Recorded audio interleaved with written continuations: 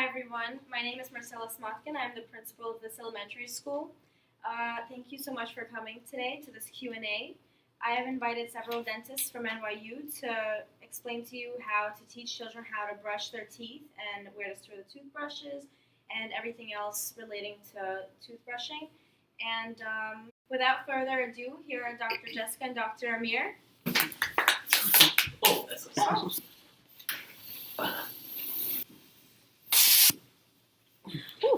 All right.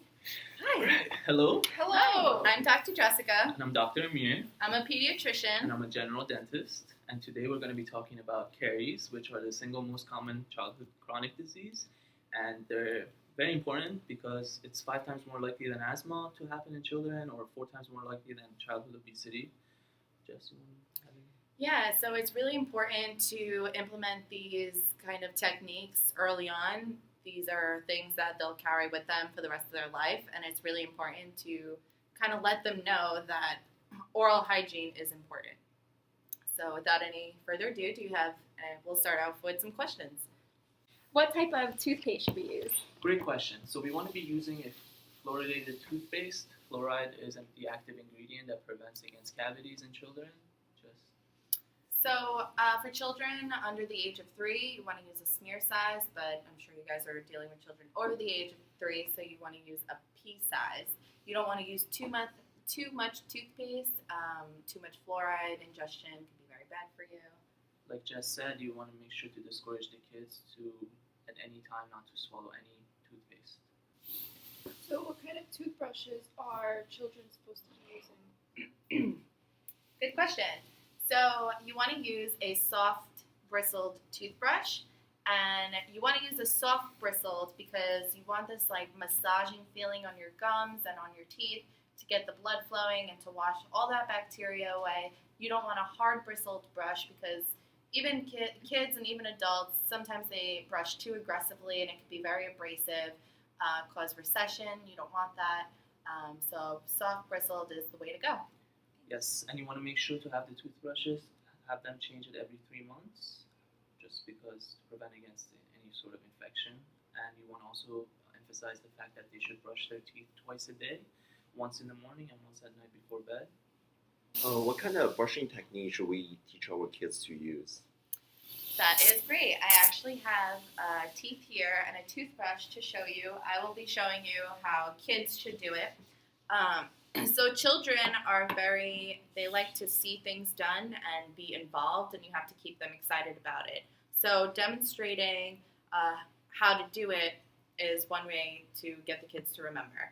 One of the techniques that we do is called tell, show, do. So you tell the kids what to do, you show them how to do it, and then they do it themselves. So the technique that we show children to do is called the scrub technique. And it's easy for them to remember. It's like you're scrubbing anything. So you're taking the toothbrush, you're gently scrubbing each tooth all the way around. This is called the upstairs. You want to get all surfaces on the upstairs, scrubbing, scrubbing, scrubbing, and then you move to the downstairs. So you scrub, scrub, scrub, scrub, scrub, and make sure it's done for 2 minutes.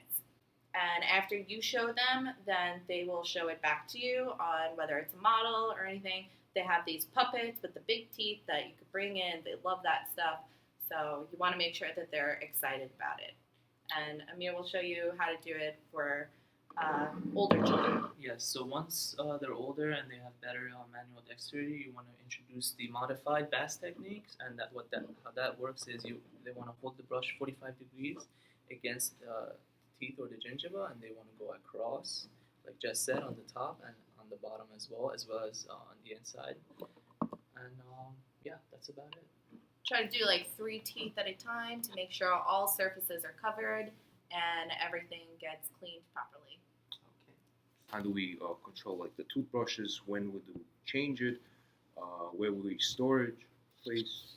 That is something we will discuss with your principal. Amir, you want to? Yeah, sure. So toothbrushes are the potential source for infection. It is very important that they're stored in separate compartments, and also that they're stored in non-humid areas because that's where infection usually progresses. Jess, you want to tell them about the positioning? Yeah, so the ideal position for toothbrushes to dry after you're finished brushing your teeth is vertically. So they sell these things called brush boxes, and they're acrylic box, and you could place the toothbrush vertically in it where it could dry and it's not touching the other toothbrushes. They're in a certain position where they're not in contact with each other, because by any means you do not want cross-contamination. After the children are finished brushing their teeth, they will wash the toothbrushes themselves under the sink, under supervision, and the teacher or the assistant will store the toothbrushes in these brush boxes in a cool, dry area where they could dry, and there's no possibility for them to have any kind of cross-contamination. And if by any chance they drop the toothbrush, you want to discard it immediately to not reuse it in any way. Always Just have a supply of toothbrushes Exactly. on hand. I'm sure your principal is generous enough to provide.